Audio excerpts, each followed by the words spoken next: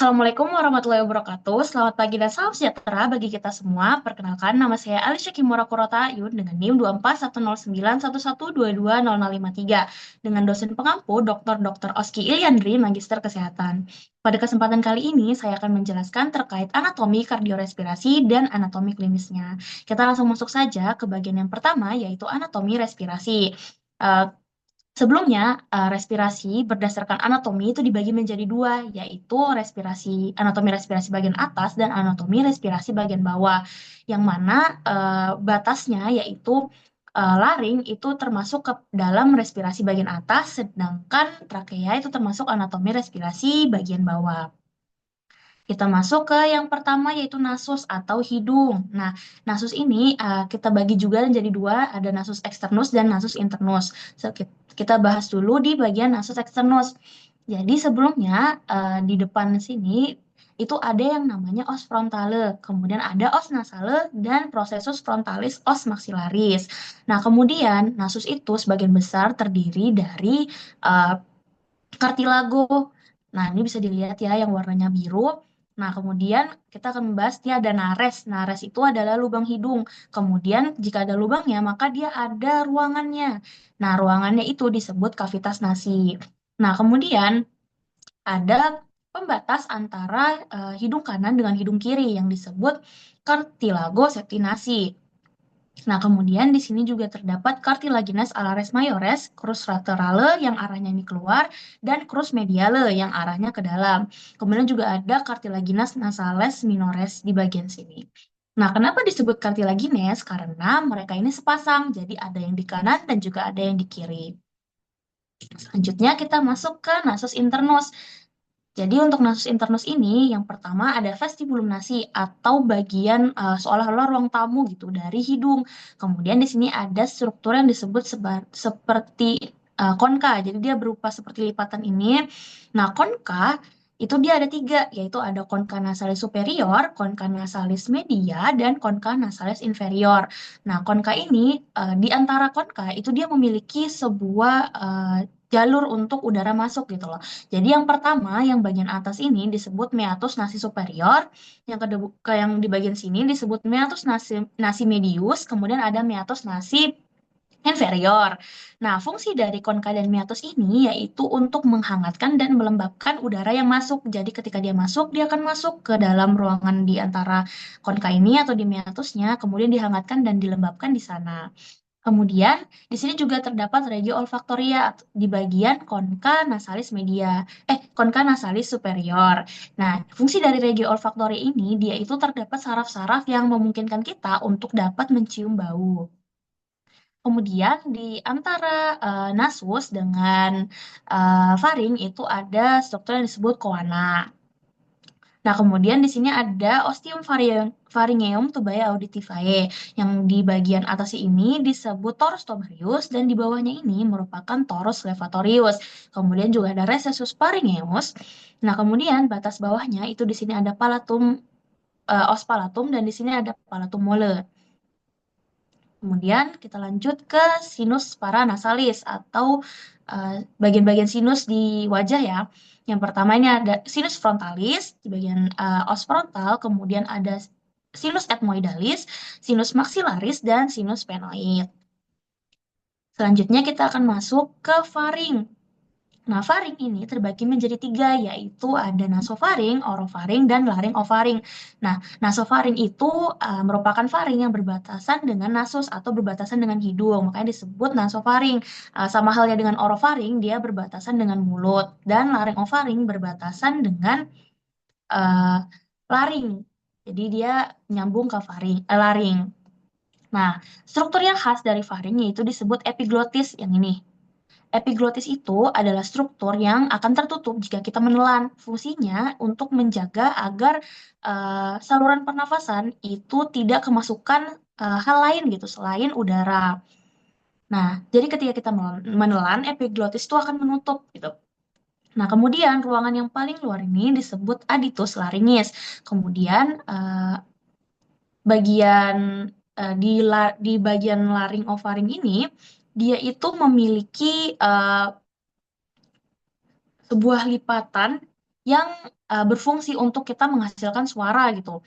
Yang pertama di sini ada pita suara palsu atau yang kita sebut vestibulum laringis. Maaf, plica vestibularis. Kemudian di bawah sini juga ada eh, plica vokalis. Nah, plica vokalis ini merupakan pita suara yang sesungguhnya. Jadi yang di atas ini merupakan pita suara yang palsu, kemudian yang bawah ini merupakan yang asli. Nah, ruangan yang ada di antara eh, di sini itu disebut vestibulum laringis, sedangkan ruangan di antara plica vestibularis dan plica vokalis itu disebut ventriculus laringis. Nah, kemudian di sini, di bawah sini ada yang disebut dengan infraglottic space atau kavitas laringis. Kemudian ini merupakan kartilago dari laring. Nah, ternyata laring itu tidak hanya tersusun oleh otot-otot saja, tapi dia juga ada kartilagonya. Nah, yang pertama itu bagian kartilago epiglotis yang bagian ini. Kemudian ada kartilago tiroidea. Nah, yang mana di sini akan ada struktur penonjolan yang kemudian akan menjadi jakun gitu. Nah, ini namanya kartilago tiroidea. Kemudian yang biru ini disebut kartilago arytenoidea, yang kuning cricoidea, dan yang warna ungu itu corniculata. Nah, laring ini juga tersusun oleh berbagai otot seperti musculus cricotiroideus, musculus cricoarytenoideus, musculus arytenoideus, musculus tiroarytenoideus, musculus tiroepigloticus, musculus ariepiglotticus, dan musculus vocalis. Selanjutnya kita akan membahas terkait trakea dan bronkus. Nah, jadi yang pertama, trakea itu tersusun atas cincin berbentuk C yang disebut cartilago trachealis. Nah, kemudian kan dia bentuknya C, jadi dia punya penyambung yang disebut musculus trachealis, yang mana ini nanti akan berbatasan dengan esofagus gitu. Nah, di antara kartilago ini dia ada sebuah struktur pengikat yang disebut ligamentum annularis. Nah, kemudian ini ya akan turun hingga ke bronkus. Di sini ada struktur yang membagi yang disebut bifurcatio trachealis. Nah, kemudian struktur di dalam bifurcatio trachealis ini disebut dengan carina. Nah, kemudian dia akan bercabang menjadi dua, menjadi bronchus principalis sinister dan bronchus principalis dexter, di mana bronchus principalis dexter itu dia lebih turun ke bawah daripada bronchus principalis sinister. Maka dari itu, jika terdapat sesuatu yang masuk, itu dia cenderung lebih mudah masuk ke bagian yang kanan, sehingga lebih mudah terjadi gangguan. Selanjutnya kita masuk ke pulmodexter atau paru-paru bagian kanan. Nah, karena paru-paru bagian kanan itu terdiri dari tiga lobus. Yang pertama itu lobus superior pulmonis dexter, kemudian yang tengah lobus medius pulmonis dexter, dan yang di bawah lobus inferior pulmonis dexter. Nah, kemudian di sini juga ada struktur yaitu disebut hilum pulmonalis, yang mana ini menjadi tempat masuknya berbagai struktur seperti arteri pulmonalis dan bronkus tadi. Kemudian di antara lobus ini dia tuh memiliki suatu garis gitu, yang mana yang bentuknya lebih ke bawah ini, yang bentuknya lebih menceng ke bawah itu disebut visura obliqua pulmonis dextra, sedangkan yang bentuknya tuh lebih sejajar disebutnya visura horizontal pulmonis dextra. Nah, selanjutnya kita masuk ke pulmosinister. Berbeda dengan pulmodexter, pulmosinister itu dia hanya terdiri dari dua lobus karena dia juga berbatasan dengan jantung gitu. Jadi yang pertama dia tuh memiliki lobus superior pulmonis sinister dan lobus inferior pulmonis sinister. Jadi dia tidak punya lobus medius. Kemudian dia dibatasi oleh visura obliqua pulmonis sinister. Nah, kemudian dia juga memiliki struktur hilum pulmonalis. Nah, jadi kalau di pulmo atau di paru-paru, di bagian atas di sini merupakan apex dari paru-paru, sedangkan yang bawah itu merupakan basis dari paru-paru yang berbatasan dengan diafragma. Kemudian selanjutnya kita akan membahas terkait pleura. Jadi pleura ini merupakan struktur yang melapisi paru-paru gitu. Yang pertama yaitu pleura parietalis atau pleura yang berbatasan, yang dia tuh menempel dengan rongga dada. Sedangkan pleura visceralis itu yang menempel langsung dengan paru-paru. Nah, di antara keduanya ini dia tuh memiliki sebuah ruangan yang disebut kavitas pleura. Tuh. Kemudian selanjutnya kita masuk ke anatomi klinis dari respirasi. Yang pertama ada torakosentesis. Jadi apa sih torakosentesis itu? Torakosentesis adalah prosedur medis untuk mengeluarkan cairan atau udara dari rongga pleura yang ada ruangan kavitas pleura tadi yang ada di antara paru-paru dan dinding dada. Nah, prosedur ini tuh dilakukan dengan menusukkan jarum melalui dinding dada untuk mengaspirasi cairan atau udara nih. Tetapi di sini juga harus diperhatikan bahwa di sini tuh berbatasan dengan struktur arteri, vena, dan nervus intercostalis. Jadi harus hati-hati karena jika tidak akan terkena nervusnya dari si intercostalisnya ini. Udah selanjutnya ada epistaksis atau hidung berdarah atau juga mimisan yang lebih umum dikenal. Nah, ini nih merupakan suatu keadaan pendarahan dari hidung yang keluar melalui lubang hidung. Nah, tetapi dia juga ada nih tipe pendarahannya, yaitu bagian anterior dan posterior. Nah, anterior ini terjadi jika darahnya itu mengalir keluar lewat lubang hidung. Ya, itu lebih kita familiar dengar karena bisa kita sebut mimisan gitu. Sedangkan kalau epistaksis posterior itu darahnya dia mengalir ke dalam faring atau ke dalam trakea. Nah, epistaksis ini terjadi ketika adanya pembuluh darah yang pecah di bagian plexus Kisselbach atau bagian pembuluh darah yang dia tuh banyak terdapat di cartilago septinasi, di bagian septum nasi, bagian depan agak ke bawah. Selanjutnya ada tracheostomy. Tracheostomy adalah prosedur bedah yang membuat lubang di leher untuk memasukkan tabung ke dalam trakea atau batang tenggorokan agar pasien dapat bernafas. Prosedur ini membantu pasien bernafas saat jalan napas alami terganggu atau terhambat. Tabung yang dimasukkan disebut tabung tracheostomy atau tracheostomy tube. Selanjutnya kita akan membahas terkait anatomi kardiovaskular. Yang pertama yaitu permukaan dan lokasi cor. Jadi pertama permukaan dari jantung itu uh, terdiri dari fasies anterior. Yang bagian ini disebut fasies anterior, kemudian basis yaitu di bagian bawahnya, kemudian ada fasies pulmonalis dexter di bagian kanan, kemudian ada fasies pulmonalis sinister di bagian kiri, kemudian ada apex. Nah, apex ini yang bagian sini. Nah, di belakangnya ini disebut basis. Nah, kemudian untuk batas dari jantung itu ada eh, vertebra thoracalis 4 atau angulus ludovici, kemudian batas bawahnya itu diafragma, batas kanannya itu 2 cm dari linea sternalis, batas kirinya itu antara linea parasternalis dan linea midclavicularis. Selanjutnya ini adalah bagian depan dari jantung atau anterior core. Nah, sebelumnya jantung itu memiliki 4 ruangan yang umum kita kenal ya. Jadi yang pertama itu ada atrium dextrum, kemudian ada ventriculus dexter, kemudian ada atrium sinistrum dan ventriculus sinister. Nah, kemudian di sini juga terdapat ini yang besar ini merupakan vena cava inferior dan vena cava superior. Vena cava ini fungsinya untuk mengalirkan darah dari seluruh tubuh ke dalam atrium dextrum.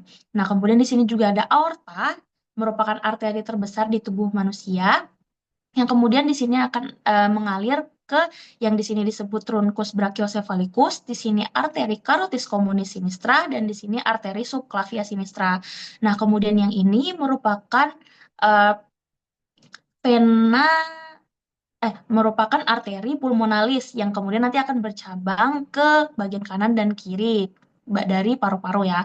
Kemudian dia juga akan masuk dari dua sisi untuk vena pulmonalisnya.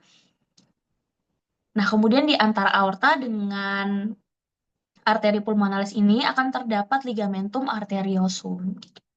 Nah, kemudian di sini juga ada yang disebut LAD, LCX, dan RCA. Nah, ini tuh apa sih? Jadi, jantung itu juga memiliki arteri yang fungsinya, arteri dan vena yang fungsinya itu untuk memberi makan dari jantung itu sendiri.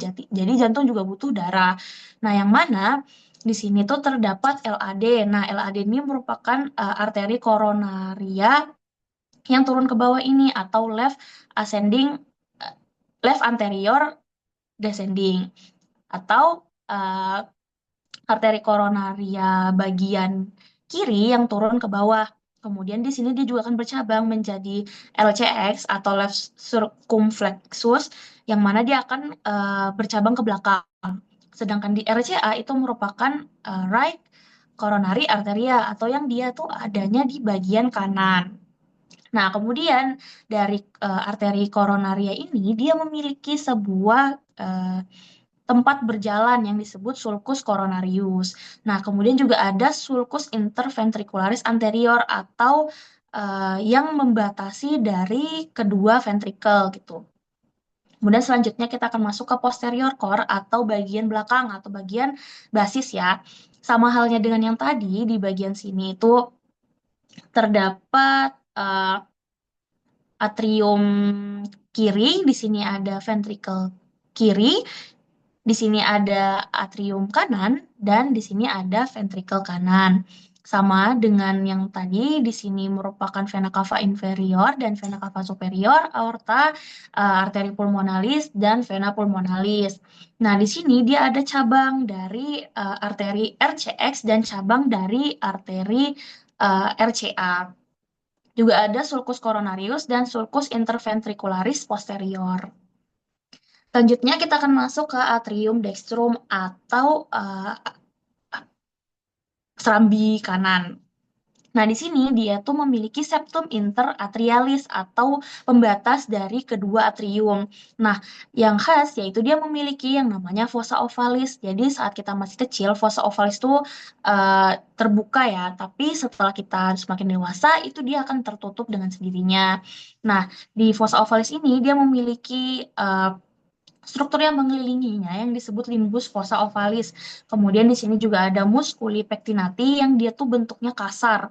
Kemudian ada crista terminalis yang membatasi antara struktur kasar dari musculi pectinati ini dengan yang lain. Kemudian ada ruangan tambahan atau auricula dextra. Selanjutnya ke ventriculus dexter atau ventricle kanan. Nah, di sini dia tuh terdapat katup yang disebut valva atrioventricularis dexter atau katup tricuspid. Nah, seperti namanya tricuspid, jadi dia punya tiga ya, tiga katup. Kemudian tiga kuspit, maaf. Kemudian ada yang namanya chordae tendineae atau struktur pengikat dari musculus papillaris dengan si valvanya ini. Nah, di sini juga terdapat musculus papillaris atau otot yang menyambungkan katup ini dengan jantung gitu. Nah, jadi dia juga ada namanya musculus papillaris anterior, eh, posterior, dan juga ada septalis. Tapi septalis ini kadang-kadang aja. Kemudian ada yang namanya trabeculae carneae atau strukturnya tuh dia seperti kayak jaring-jaring gitu. Selanjutnya kita masuk ke atrium sinistrum atau serambi kanan, kiri maaf. Nah, di bagian kiri ini sama dia strukturnya mirip seperti atrium dextra. Di sini dia juga ada fossa ovalis, juga dia punya struktur ruangan tambahan yang disebut auricula sinistra. Kemudian ada ventriculus sinister atau eh, ventricle kiri. Nah, di sini dia memiliki valva atrioventricularis sinistra yang disebut juga katup mitral atau katup bikuspid dalis. Nah, di sini dia juga memiliki dua kuspis karena namanya bikuspid ya. Kemudian juga sama dia memiliki chordae tendineae, kemudian punya musculus papillaris, kemudian dia juga punya trabeculae carneae. Selanjutnya, kita akan membahas terkait dinding ventrikel. Nah, dinding ventrikel kiri bisa dilihat ini dia tuh lebih tebal ototnya daripada dinding ventrikel kanan. Kenapa begitu? Karena dinding ventrikel kiri seperti yang kita tahu, dia tuh fungsinya untuk memompa darah ke seluruh tubuh. Maka dari itu, uh, ototnya tuh dia lebih tebal supaya dia tuh bisa mendorong darah lebih kuat gitu daripada dinding ventrikel kanan. Selanjutnya ini adalah valva atau katup-katup yang ada di jantung. Nah, yang bagian di sini itu merupakan katup semilunaris atau katup yang dia tuh keluar dari jantung. Seperti di sini yaitu ada katup pulmonalis dan di sini ada katup aortae. Nah, untuk yang katup pulmonalis itu dia terbagi menjadi tiga yaitu uh, yang bagian anterior, bagian uh, kiri dan bagian kanan. Kemudian untuk katup aorta itu dia ada bagian kanan, bagian kiri, dan bagian posterior. Kemudian yang di bawah sini itu merupakan katup atrioventricularis atau yang dia tuh katup di antara atrium dengan ventriculus. Nah, ventrikel. Nah, yang mana di sini itu merupakan katup bikuspid atau katup mitral yang terdiri dari dua, yaitu anterior, cuspis anterior, dan cuspis posterior. Nah, kalau yang trikuspid itu dia terdiri dari tiga cuspis, yaitu ada cuspis anterior, cuspis posterior, dan cuspis septalis. Selanjutnya, ini merupakan arah dari aliran darah. Jadi, semua itu bermula ketika darah yang kotor dari tubuh itu dialirkan melalui vena cava inferior dan vena cava superior dan masuk ke dalam atrium dextrum. Nah, atrium dextrum ini akan dipompa ke ventriculus dexter yang mana akan melalui valva atrioventricularis dexter. Kemudian si ventricle kanan ini dia akan memompa darah menuju ke arteri pulmonalis yang mana dia akan bercabang ke kanan dan ke kiri juga dan kemudian dia akan dibersihkan atau si paru-paru ini akan melakukan pergantian gas di sana sehingga darah yang kaya akan CO2 akan digantikan oleh darah yang kaya akan O2 dan kemudian masuk ke dalam vena pulmonalis menuju ke atrium sinistrum. Yang mana dia akan masuk kembali menuju ke ventricle kanan, ventricle kiri, maaf, ventricle kiri, kemudian akan didorong menuju aorta. Nah, yang mana di sini ada disebut ascending aorta, arcus aorta, dan descending aorta. Nah, di sini juga terdapat tiga cabang, yaitu ada truncus brachiocephalicus, arteri carotis communis kiri, dan arteri subclavia kiri. Kemudian dia akan turun juga menuju ke descending aorta. Selanjutnya, kita akan membahas terkait anatomi klinis dari kardiovaskular. Yang pertama ada tetralogy of Fallot, yang mana di sini tuh mencakup 4 hal, yaitu hipertrofi ventrikel kanan. Bisa dilihat di sini dia tuh struktur dindingnya itu justru lebih tebal di bagian kanan gitu, karena dia harus bekerja ekstra untuk dapat memompa darah gitu ke pulmo. Kemudian di sini ada overriding aorta dan stenosis pulmonal. Bisa dilihat di sini pulmonya arteri pulmonalisnya itu dia lebih kecil sehingga aortanya itu justru lebih besar gitu. Dan pulmonnya ini kecil, jadi darah itu justru tidak mengalir dengan baik menuju paru-paru gitu. Juga ada ventricle septal defect atau di antara septum interventricularisnya itu dia tidak menyambung gitu. Nah, kemudian selanjutnya ada ektopia cordis, yaitu kondisi bawaan langka di mana sebagian atau seluruh jantung bayi itu tidak memiliki lapisan tulang dada yang khas. Sebaliknya, jantung terletak di bawah lapisan kulit dan tampak berada di luar dada. Nah, ini bisa dilihat ya, jantungnya itu tidak tertutup oleh tulang dada gitu. Jadi dia di luar. Selanjutnya ada truncus arteriosus persistens atau sering disebut juga sebagai truncus arteriosus, yaitu bentuk penyakit jantung bawaan langka yang muncul saat lahir.